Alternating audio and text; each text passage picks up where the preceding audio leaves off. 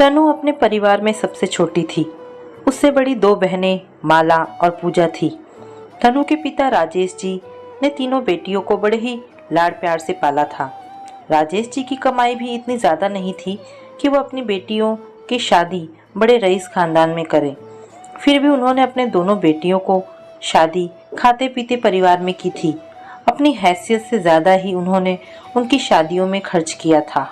तनु की शादी वे थोड़े ऊंचे खानदान में करना चाहते थे क्योंकि वह उनकी आखिरी बेटी थी।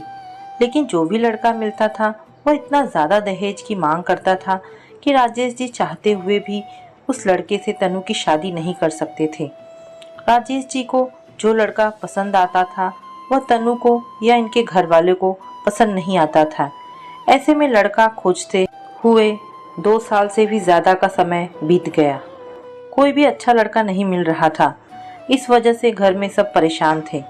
तनु की उम्र भी निकलती जा रही थी। इसीलिए तनु की माँ नीलम जी को अपनी बेटी की बहुत चिंता होने लगी। एक दिन तो नीलम जी ने यहाँ तक कह दिया कि इस बार जो भी लड़का मिलेगा बिना सोचे समझे उससे हम तनु का ब्याह कर देंगे। लेकिन कहा जाता है कि जोड़ियाँ तो ऊपर से बनकर आती हैं, धरती पर तो हम सिर्फ उसे मिलाते हैं। बस यही सब तनु के साथ भी हुआ। एक दिन अचानक तनु के सुनील मौसा जी उनके घर पर आए हुए थे। उन्होंने एक रिश्ते के बारे में राजेश जी और नीलम जी को बताया। तनु के सुनील मौसा जी ने राजेश जी से कहा कि एक लड़का है, मुंबई में एक बड़ी कंपनी में काम करता है। परिवार भी बहुत छोटा है, सिर्फ लड़का और उसके पिताजी, यानी कि घर में कुल 2 सदस्य हैं। तनु को वहाँ कोई परेशानी नहीं होगी।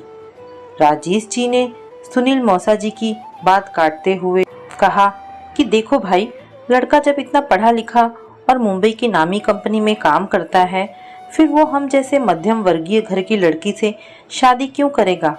आपको तो पता है कि हम इतना ज़्यादा दहेज भी नहीं दे सकते हैं।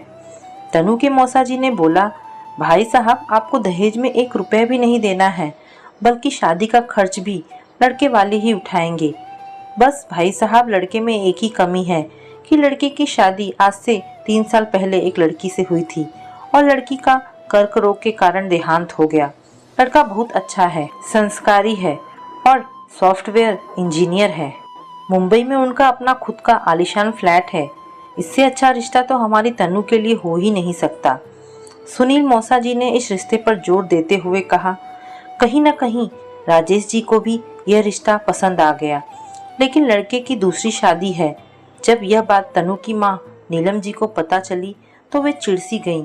उन्होंने कहा कि मेरी बेटी तनु का विवाह मैं किसी शादीशुदा आदमी से हरगिज ना करूँगी।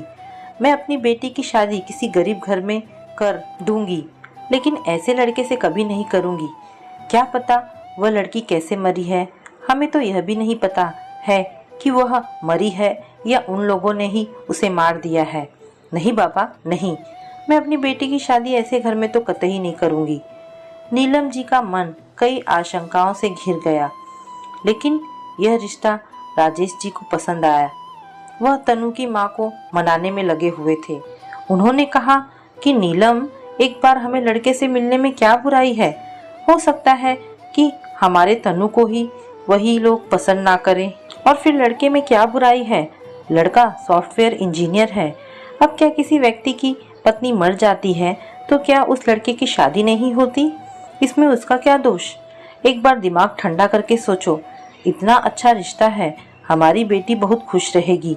हम चाह कर भी इतने अच्छे घर में तनु की शादी नहीं कर पाएंगे।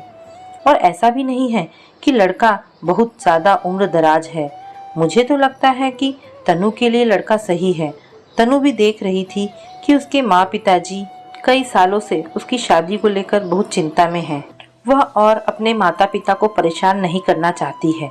इसलिए जब उससे पूछा गया कि तनु बेटा, तुम्हारी क्या राय है, क्या उस लड़के से तुम्हारी शादी कर दी जाए, उसने बस इतना ही कहा कि आप लोगों को अगर ठीक लग रहा है तो मुझे कोई दिक्कत नहीं है।